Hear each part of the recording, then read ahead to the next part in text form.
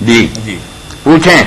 پچھلے دنوں یہ جنید جمشید ہے نا، جو اپنا گلوکار تھا ماضی کا مشہور، جی وہ اپنا تلبیگی سلسلے میں چلا گیا، تو آج تک وہ مفکر بنا ہوا، وہ ٹی وی پہ اپنا جو ہے نا مختلف چینلوں پہ اس کے بیان آتے ہیں، وہ اپنا تقریریں کرتا ہے. جمشید صاحب، جنید جمشید. جنید جمشید. اچھا کیا کہا انہوں نے؟ ماشاء اللہ اس نے داڑھی بھی رکھی ہوئی ہے، ٹھیک ہے وہ، ہاں. لیکن اس نے ایک حدیث سنائی ہے جس کے بارے میں پوچھنا چاہتا ہوں کہ یہ صحیح ہے یا نہیں ہے. حضرت سلیمان رضی اللہ تعالیٰ عنہ سے مروی ہے کہ جو بندہ 40 باتوں سے بچ جائے تو اس کا حشر قیامت والے دن علماء اور صلحاء انبیاء کے ساتھ ہوگا.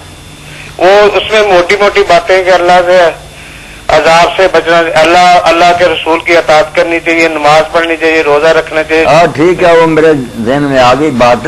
ہاں جی. یہ بات جب کابینہ تھی نا وزیر اعظم کی تو چلے گئے یہاں سے، تو ان کی کابینہ میں مولانا طارق جمیل صاحب نے یہ حدیث سنائی. اور پھر وہ ایک کالم نویس ہے نا جاوید چودھری ہے، کون ہے؟ جاوید چودھری، انہوں نے وہ لکھی تھی اور بہت تعریف کی تھی اس کی. تو میں نے پھر اسی وقت نا ایک دوست ہیں یا ہمارے طارق صاحب، انہوں نے مجھے دکھایا تو میں نے پھر نکال کر اصل کتاب کنز المار ان کو بتایا. اچھا. اور انہوں نے پھر بیچارے نے اس کالم نویس کو لکھا کہ اب تمہاری صحافتی جانبداری یہ ہے کہ تم اس کو بھی شائع کرو، مولانا کو بھی بتاؤ کہ اس کی کوئی اثر ہے، کوئی جعلی سند بھی اس کی ہے، کہانی ہے. بالکل. تو اب اس نے معذرت کر لی کہ یار مولانا کا بڑا مقام ہے، لوگ ان کی بڑی آج کل عزت کر رہے ہیں، میں ضرورت نہیں کر سکتا. وہ جاوید چودھری پھر بیچارہ جان چھڑا گیا، مکر گیا. تو بات یہی ہے کہ آپ کو بھی اگر جمشید صاحب سے رابطہ ہو سکے نا تو آپ انہیں بتائیں کہ اللہ کے بندے یہ سنی سنائی باتیں نہیں کرنی چاہیے. وہ ہے طارق جمیل کا ریفر کرتا ہے، ان کا حوالہ یہ ہے. طارق جمیل صاحب کے کچھ شاگرد میرے پاس بھی آتے رہے تھے دوست، میں نے انہیں کہا تھا اور وہ خود قائل ہوئے تھے، ان کے مدرسہ میں پڑھتے تھے، آخری کلاسوں میں سندھ کے تھے. انہوں نے کہا ہم نے بھی مولانا سے کئی مرتبہ کہا کہ آپ خود ہی بتاتے ہیں کہ یہ روایتیں صحیح نہیں ہیں اور پھر مدرسوں میں بیان کرتے ہیں. تو مولانا نے کہا کہ میں آئندہ یار احتیاط ہوں. طالب علم خود ناراض تھے کہ مولانا آپ کیا کر رہے ہیں، وہی چیزیں بتاتے ہیں کہ جو جعلی یا جھوٹی ہیں وہ سناتے رہتے ہیں. یہ میں بالکل ماشاءاللہ بہت زیادہ فائدہ حاصل کیا آپ کی مسجد میں نے امین صاحب کئی ان کے دوستوں سے بھی کہا کہ میں نے کیسٹیں بھی سنی ہیں، بیان دلیل بھی میں نے پڑھی ہے.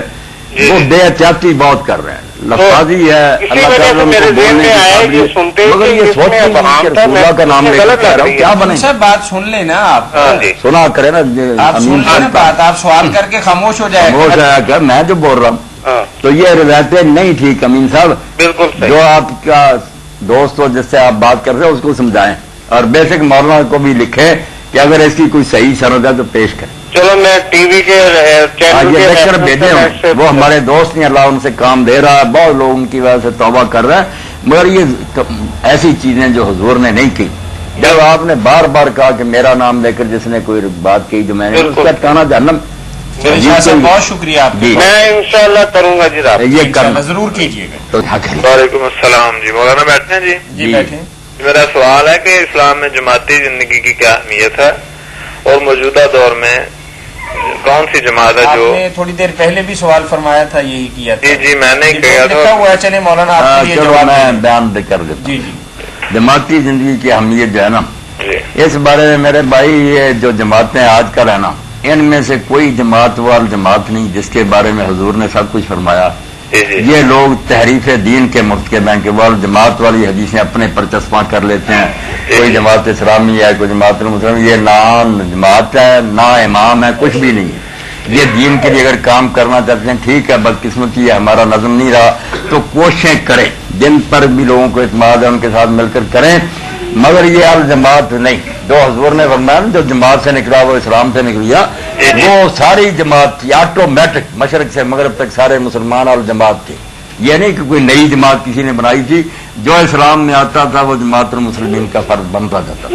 حضور امام تھے، بعد میں خلیفے تھے، اس لیے اس میں سے نکلنا یہی تھا جیسے کسی نے اسلام چھوڑ دیا. کوئی فارم وغیرہ نہیں پر کرنے کرنا، کوئی جماعت تھی. اب اگر لوگ نہیں وہ جماعت تو کوشش کرنا چاہتے کوششیں کریں، مگر الجماعت والے جو نا حقوق وہ نہ حاصل کریں کہ جو ہم میں داخل نہیں ہوتا وہ کافر ہے، اس کے پیچھے نماز نہیں، یہ سب زیادتی ہے. کوشش کریں کہ وہ الجماعت ہو جائے، سارے مسلمان ایک ہو جائیں، ان کا ایک خلیفہ اور امیر ہو، پھر وہ وقت آئے گا کہ سارے مسلمان ایک جھنڈے تلے جمع ہوں گے. اب کوشش کا دور ہے، یہ نہیں کہ ہم وہ جماعت بن کے لوگوں کو باقیوں کو مسلمان ہی نہ کہیں. جی بندہ کوئی انفرادی زندگی اگر گزارنا چاہے تو ابھی گزار سکتا ہے. اس وقت تو گزار ہی رہے ہیں سارے کچھ جماعتوں میں تو نہیں. جی اس وقت اور کیا کرنا ہے. شکریہ جی. پوچھیں. یہ اگر کسی مسجد میں اذان سن لیں اور اس کے ساتھ جماعت کے ساتھ شامل نہ ہوں تو اسی مسجد میں جا کے دوبارہ اپنی جماعت کرائی جا سکتی ہے؟ یہ دوبارہ جماعتوں والے لوگ ہے تو فتنہ ہی برپا کر رہے ہیں کہ اذان ہوئی اس وقت تو گئے نہیں، جماعت کے ساتھ شامل نہیں ہوئے، بعد میں جا کر جماعتیں کراتے ہیں. اگر تو ان کی نیت میں یہ ہے کہ ہم نے ان کے ساتھ نماز نہیں پڑھنا تو پھر تو یہ بالکل ملعون اور لعنتی لوگ ہیں کہ نماز کے لیے پکارا مسلم سے کیوں نہیں ان کے ساتھ شامل ہوئے. یہ کلمہ کفر کا کہ ہم ان لوگوں کے ساتھ نماز نہیں پڑھے، کیوں نہیں پڑھنی. اور اگر یہ بات نہیں ویسے سستی کی تو رہ گئے، پھر بھی یہی چاہیے کہ دوبارہ جماعت نہ کریں. اس طرح سے دروازہ کھول جاتا ہے کہ پہلی جماعت کی قدر و قیمت ہی ختم ہو جاتی ہے. یہ ہمارے اہل حدیث لوگ بہت زیادہ اس طرح کر رہے ہیں. کرنا تو یہ چاہیے کہ جو مسافر خانوں پر بنی ہوئی نا مسجدیں، جہاں کوئی مقرر نہیں جماعت، وہاں ٹھیک ہے آئے مسافر پڑھتے جائیں، جماعتیں کرتے جائیں. جہاں محلے میں امام راتب مقرر امام ہے، جماعت وقت پر ہوتی ہے، وہاں کیوں نہیں گئے.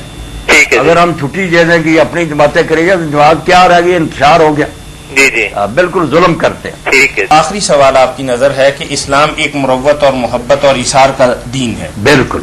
پھر کیوں لوگ باتوں میں تو اثار، خلوص اور قربانی کی باتیں کرتے ہیں لیکن ایک ہی دسترخوان پر بیٹھنے والے ایک دوسرے کے لیے ذرا بھر بھی اثار اور قربانی کا مظاہرہ نہیں کرتے؟ اس کے بارے میں ذرا. بس پھر وقت ختم ہو رہا تھا.